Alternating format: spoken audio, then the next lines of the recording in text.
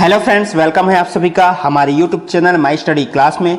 जैसा साथियों पटवारी परीक्षा की तैयारी चल रही है और हम आप लोगों के अलग अलग टॉपिक से वीडियो लाते रहते हैं। तो आज का टॉपिक है इतिहास जी के वस्तुनिष्ठ प्रश्न और ये इसका जो है 7वां पार्ट है। साथियों अगर आपने जो पिछला वीडियो नहीं देखा है तो वीडियो के डिस्क्रिप्शन चेक कर सकते हो, जहां से आपको पिछला वीडियो मिल जाएगा। ठीक है साथियों, और आप सारी वीडियो एक साथ देखना चाहते हो तो आप हमारे प्लेलिस्ट भी चेक कर सकते हो। पटवारी भर्ती नामक प्लेलिस्ट बना है, आप वहां से सारी टॉपिक का वीडियो एक साथ देख सकते हो। तो चलिए आज की वीडियो की हम शुरुआत करते हैं। तो शुरुआत करते हैं आज के पहले प्रश्न से, जो 21वां नंबर से शुरुआत होगा। तो आज का पहला प्रश्न है, मदुरई के अलावा पांड्य वंश की राजधानी कहां थी? तो इस प्रश्न का सही आंसर हो जाएगा साथियों, आप जो है ऑप्शन को जो है अच्छे से पढ़िएगा। चारों ऑप्शन को मैं यहां पे डायरेक्ट आपको आंसर बता रहा हूं। तो क्या थी? Option A Korkai. मदुरई के अलावा जो पांड्य वंश की राजधानी कहां थी? कोरकई। ऑप्शन ए जो है इसका राइट आंसर हो जाएगा। तो यहां पे थोड़ा सा नोट्स देख लेते हैं। कोरकई तमिलनाडु का एक गांव है जहां पांड्य वंश की दूसरी राजधानी थी। यह पांड्य वंश की आर्थिक राजधानी थी और प्रमुख बंदरगाह था। तो ये थोड़ा इसका बारे में थोड़ा सा डिटेल। अगला प्रश्न है, कर्मकांडी नीतिसार की रचना किस काल में हुई? तो किनके काल में हुई है ये? तो इसका राइट आंसर है ऑप्शन बी, गुप्त वंश काल में। थोड़ा सा नोट्स देखिए। कर्मकांडी नीतिसार की रचना गुप्त काल में हुई। यह कौटिल्य के अर्थशास्त्र पर आधारित है।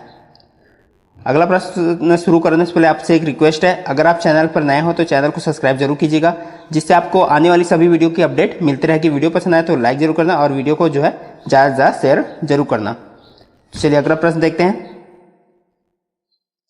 कौन सी सिंधु घाटी सभ्यता की जगह भारत में नहीं है? तो इसमें जो ऑप्शन को आपको देखना पड़ेगा, चन्हुद्रो, लोथल, कालीबंगन, रोपड़। तो इनमें से कौन सा है जो भारत में नहीं है? तो इसका जो राइट आंसर है ऑप्शन ए, चन्हुद्रो।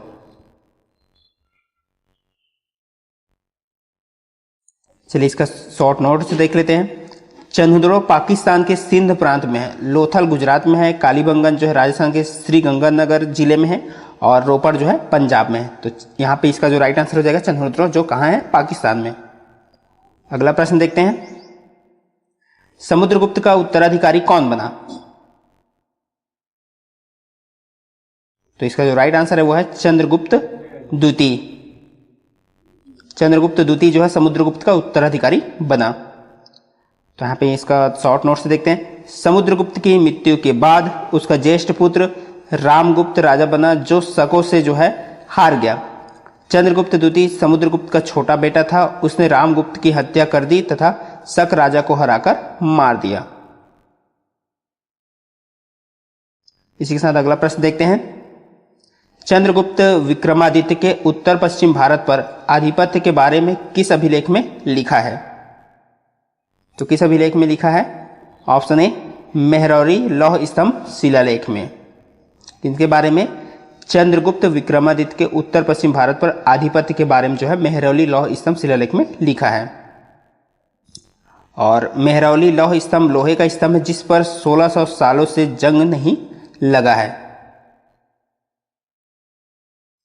चलिए अगला प्रश्न देखते हैं। स्कंदगुप्त ने सौराष्ट्र का गवर्नर किसे नियुक्त किया?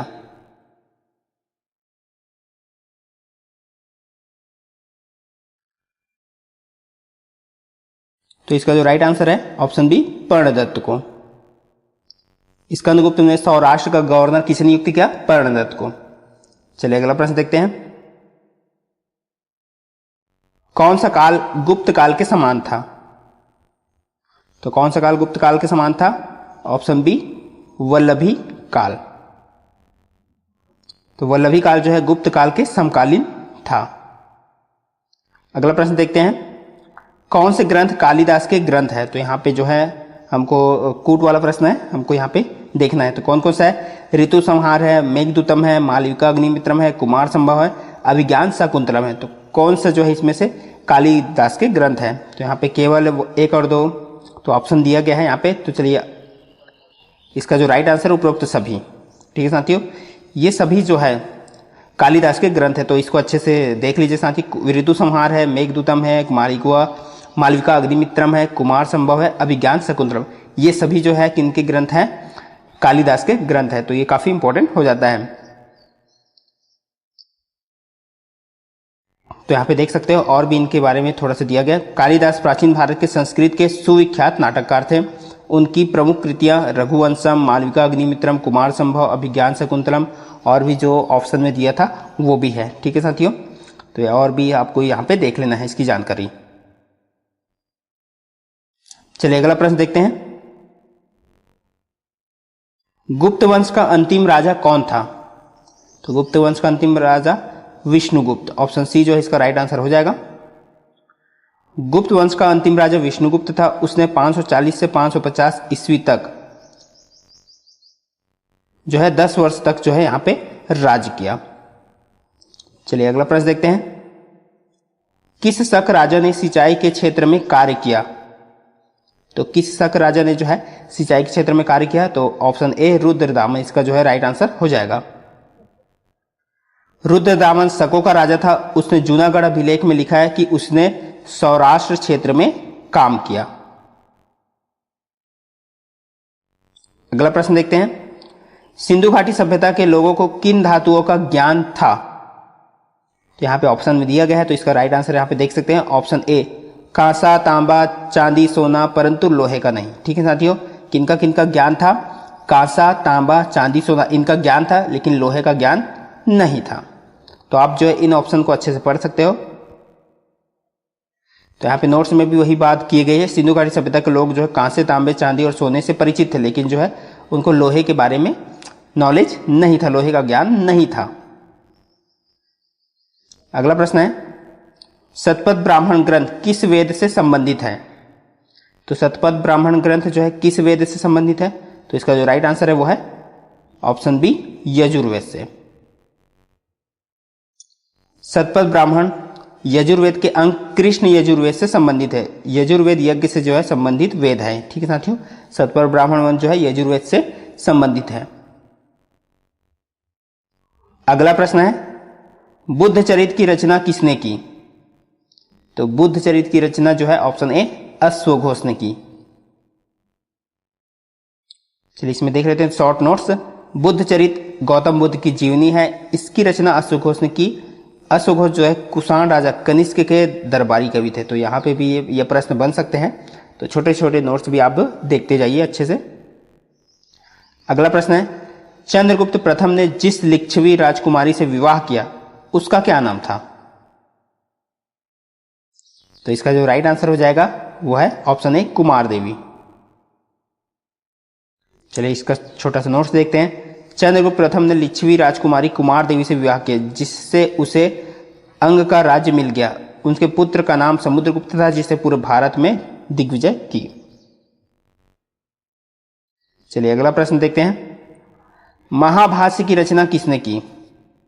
तो महाभाष्य की रचना जो है ऑप्शन बी पतंजलि ने।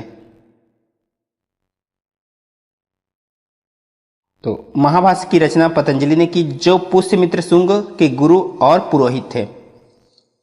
पतंजलि जो पुष्यमित्र शुंग के गुरु और क्या थे? पुरोहित थे।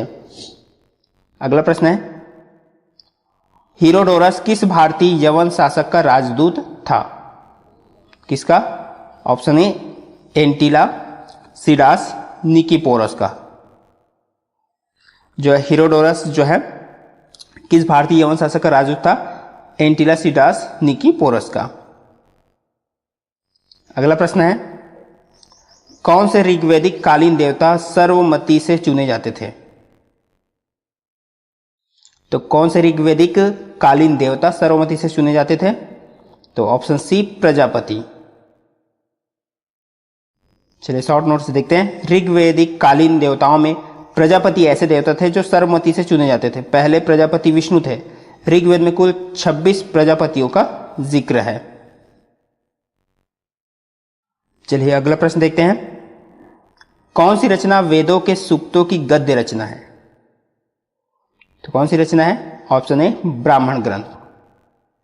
ठीक है साथियों, जो है ब्राह्मण ग्रंथ रचना जो है वेदों की सूक्तों की गद्य रचना है। प्रत्येक वेद की गद्य रचना ही ब्राह्मण ग्रंथ है। इसमें शतपथ ब्राह्मण जो है सबसे प्रमुख है। चलिए अगला प्रश्न देखते हैं, प्रथम तमिल संगम कहां हुआ? तो प्रथम तमिल संगम कहां हुआ? ऑप्शन ए मदुरई में। छोटा सा नोट्स देखते हैं इसका। प्रथम तमिल संगम मदुरई में हुआ। यह पांड्य राजाओं के अधिकार में हुआ। अगस्त्य ऋषि इसके अध्यक्ष थे। द्वितीय तमिल संगम कपटपुरम और तृतीय तमिल संगम मदुरई में हुआ। तो इस तरह से ये भी जानकारी आपको ध्यान में रखना है। चलिए अगला प्रश्न देखते हैं और आज का आखिरी प्रश्न। मौर्य काल के दौरान बंदरगाहों का अध्यक्ष क्या कहलाता था? तो क्या कहलाता था? Option A पटनाध्यक्ष। मौर्य काल के समय जो है बंदरगाहों का अध्यक्ष क्या कहलाता था? पटना अध्यक्ष। तो यहां पे किनके अनुसार है? चाणक्य के अर्थशास्त्र के अनुसार बंदरगाहों की देखभाल करने वाला पटनाध्यक्ष कहलाता था। तो ये था साथियों आज का जो है 20 इंपॉर्टेंट इतिहास से प्रश्न जो आने वाले सभी एग्जाम के लिए जो है महत्वपूर्ण हो जाता है। तो आज की वीडियो को देखने के लिए बहुत बहुत धन्यवाद साथियों। चैनल पर नए हो तो सब्सक्राइब जरूर कीजिएगा। वीडियो पसंद आए तो लाइक जरूर कर देना और वीडियो को ज़्यादा से ज़्यादा शेयर जरूर कर देना। तो मिलते हैं इसी तरह और अगले वीडियो के साथ।